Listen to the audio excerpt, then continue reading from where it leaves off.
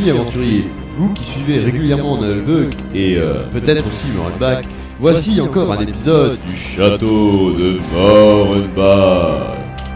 On va enfin savoir qui on va buter. En effet, après la fin brutale de l'épisode 5, voici l'épisode 6 qui promet de belles scènes d'action. On va lâcher tous les elfes. Et je vais pouvoir me les faire à la marmite. Non, ce n'est pas la peine d'assister. Par contre, cet épisode clôt la première saison de Morenbach. Tiens donc, notre aventure serait donc décomposée en saisons? Printemps, été, automne, hiver... Non, c'est simplement parce que sinon j'ai plus de place sur le site web. Ça veut dire que je prendrai moins de baffes et qu'on me prendra moins pour un con. Mais vous avez pas le droit, c'est même pas dans le JDR. À mon avis, la situation ne risque pas de s'améliorer.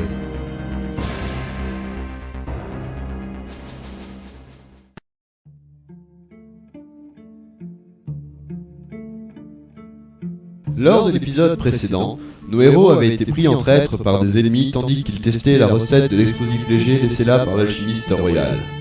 En effet, 7 soldats, ressuscités par la liche, ont défoncé la porte du vent et nos amis doivent à présent réagir.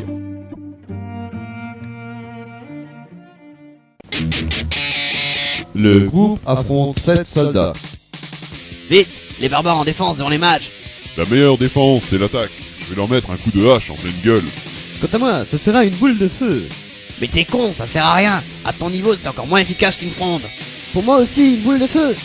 J'ai l'impression que je me répète. Pas de boule de feu, c'est pas efficace. Utilisez vos frondes.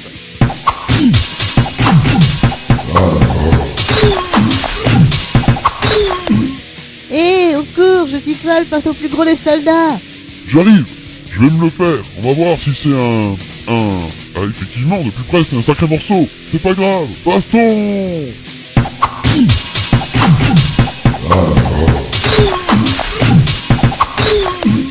Bon, il en reste 4. Les mages, tirez à la fronde sur celui qui combat Titrol.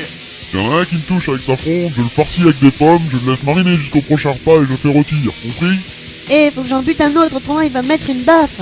Mais t'es con ou quoi? Il est au corps à corps avec la brute, tu risques rien. Et ouais, il est tout à moi celui-là.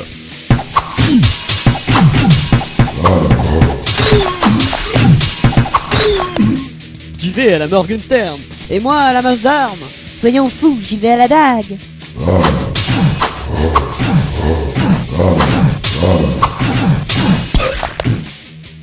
Fin du combat.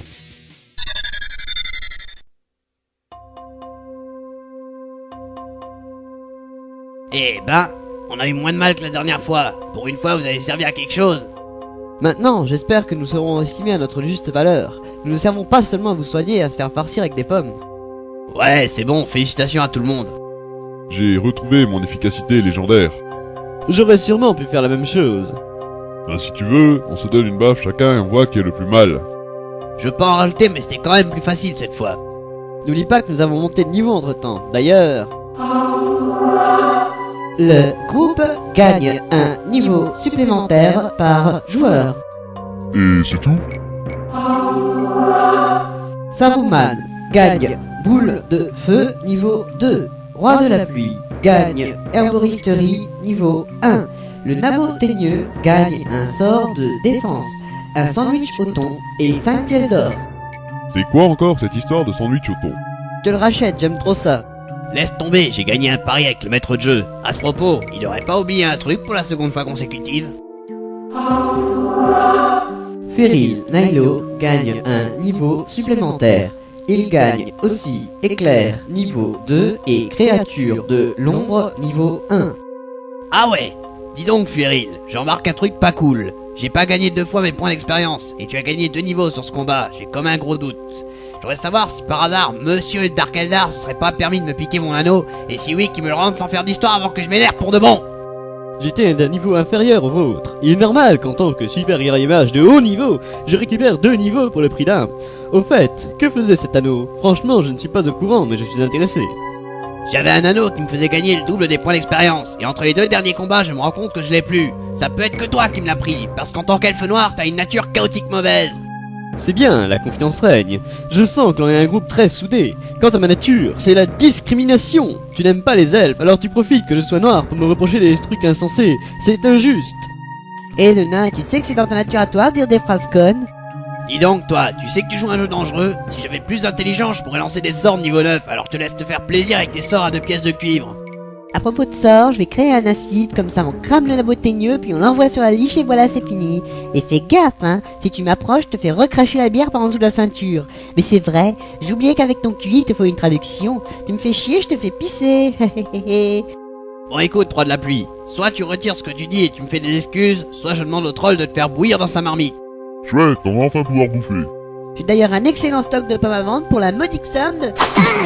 Bon d'accord, je retire ce que j'ai dit, mais pour les excuses, tu vas te gratter.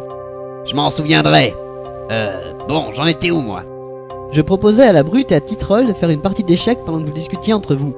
Ça aurait été marrant de se servir des elfes comme pions. Sinon on aurait pu faire un tarot. Je préfère les jeux de main. Jeu de nain, jeu de vilain. Bon d'accord, elle était pourrie. Te le fais pas dire. Juste un truc, comme ça. La liche! Ah merde, c'est vrai, j'ai failli l'oublier celle-là. Bon, j'ai une idée. On y va avec l'explosif, et moi, je prends la marmite pour lui casser la gueule. Oh non, tu vas me la cabosser, les elfes rentreront plus dedans après. Mais pourquoi tu veux prendre cette putain de marmite? C'est bien plus efficace qu'une hache contre les morts vivants. Dans ce cas, donne, parce que je suis celui qui frappe le plus fort. Je suis plus résistant que toi et je me mets en rage, alors ça ira. Ok. Écoutez, on dirait une incantation.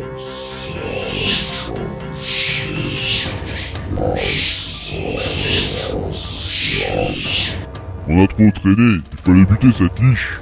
Allez, je me mets en rage et on y va. Mais on n'a même pas un plan. Moi j'en ai un. Tu fermes ta gueule et on lui fracasse la sienne. Mais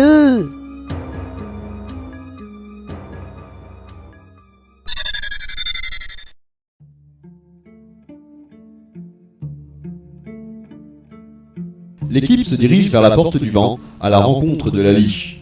Les barbares pénètrent d'abord dans la pièce, puis viennent Saruman et Roi de la Pluie, et enfin Fueril Nailo. Ils sont à peine entrés que déjà la liche leur envoie le sort cyclone de glace qui les paralyse. Fueril Nailo réussit à se dégager en premier.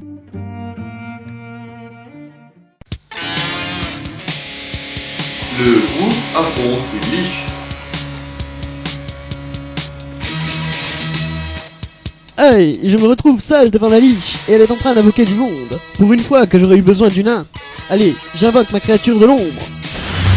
Je me présente, maître. Je me nomme Warren, et je suis à votre service. Zut!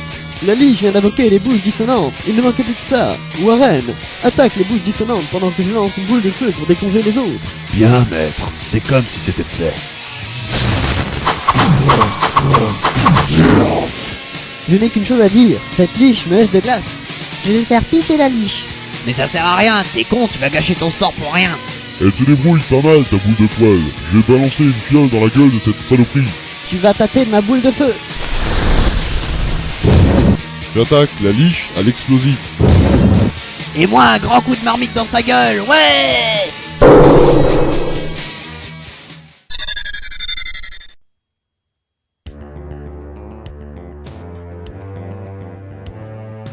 Incroyable, il lui a broyé la tête. Et on est venu à bout de l'autre saloperie. Heureusement que j'étais là avec mon sort. Mais Dis donc, la boule de poil, tu te débrouilles plutôt pas mal. J'espère que tu restes avec nous. Hélas, petit troll, je dois m'en aller à présent. Mon maître a payé mon invocation, et maintenant je m'en retourne d'où je viens.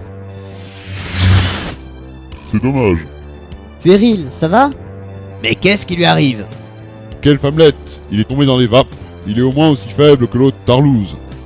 Ne t'emporte pas, la brute. Il y a une explication logique à tout ceci. L'explication, tu nous la feras plus tard. En attendant, moi, je vais récupérer mon anneau. Et si je le trouve, il va se réveiller un grand coup de marmite dans la gueule, l'endormi de service. Si tu veux mon avis, c'est pas la peine de chercher.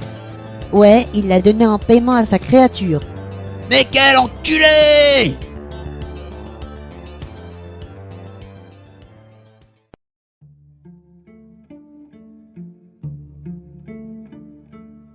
Après cette brillante victoire, nos héros se retrouvent à 5 pour continuer l'aventure. Vous les retrouverez tous dans la saison 2 du château de Morenbach.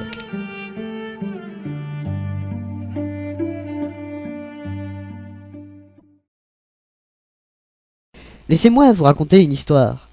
Tout commença lorsque les marmites furent forgées. 3 furent données aux elfes pour la douceur de leur repas, 7 aux nains pour mettre des gobelins à cuire, et 9 furent donnés à la race des hommes, qui par-dessus tout aspiraient à faire la meilleure bouffe de la planète.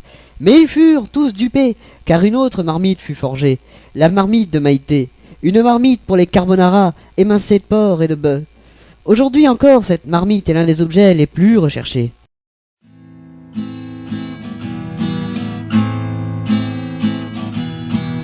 Un groupe d'aventuriers, ma foi fort stupides, avait entendu parler de cette histoire, dans une taverne où ils étaient tous pétés, et décidèrent de se l'approprier. Les voilà donc partis dans un funeste endroit, où par ailleurs était retenu un roi. Nains et elfes entrèrent donc dans ce palace avec vue sur la mer. Un nain pas très grand et une marmite, une liche et un dentier. Mais c'est quoi cette histoire? C'est l'histoire du nabot et de la marmite. Et ils combattirent des zombies avec plein de caries pourries.